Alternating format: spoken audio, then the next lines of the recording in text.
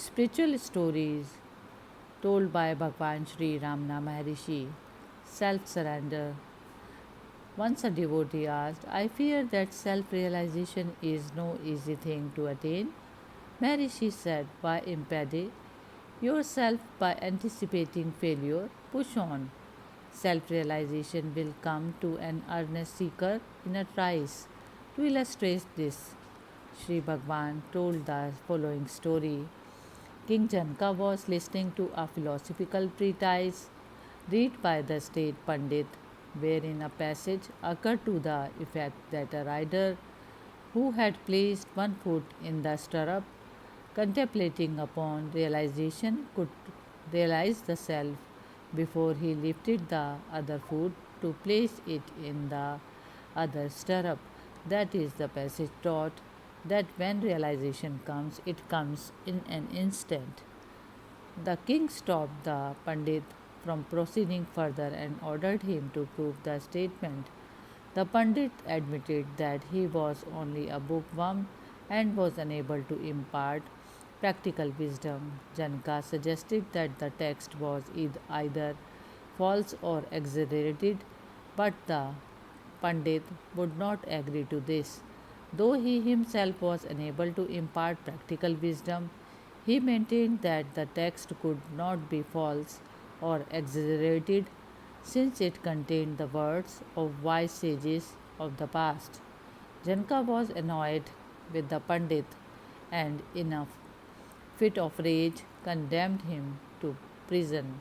He then inflicted the same punishment on every Pandit who passed for a wise man but was unable to prove this scriptural text.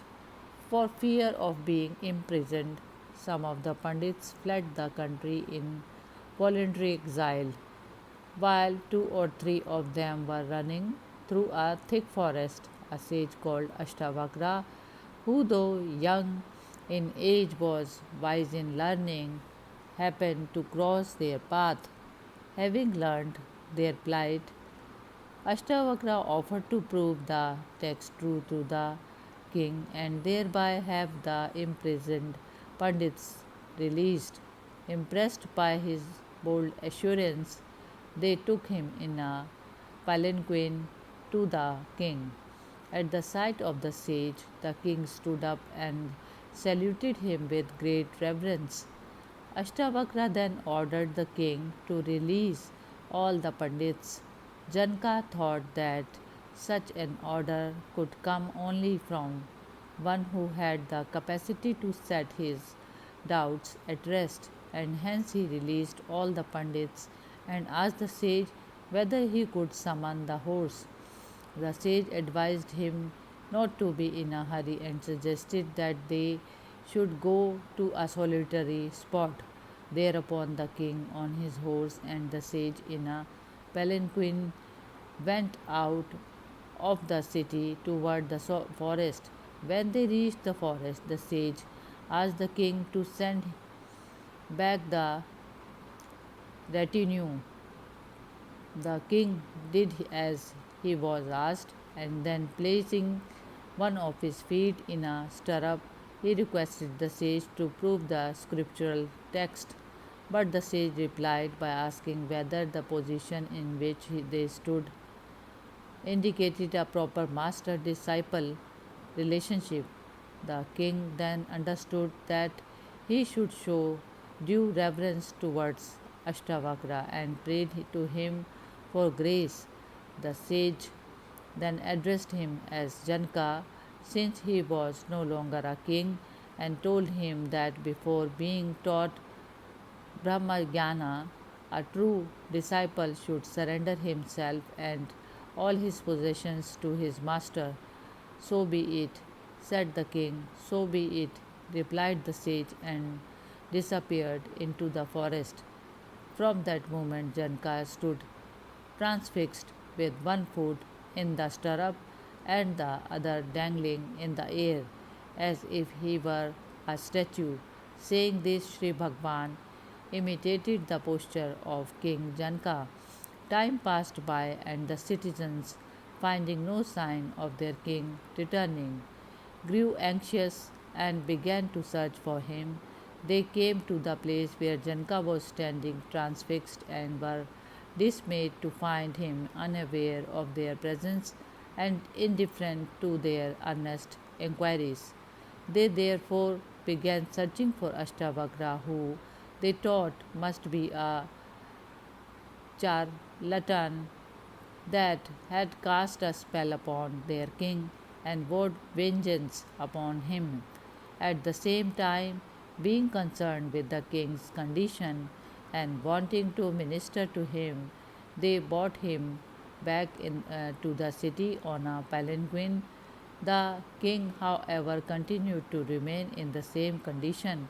At last, having found Ashtavakra, the ministers entreated him to remove the alleged spell and bring the king back to his normal condition. At the same time, they charged him with the responsibility for having cast the spell. Ashtavakra treated their ignorant remarks with contempt and called the name of Janka, who immediately saluted him and responded to his call.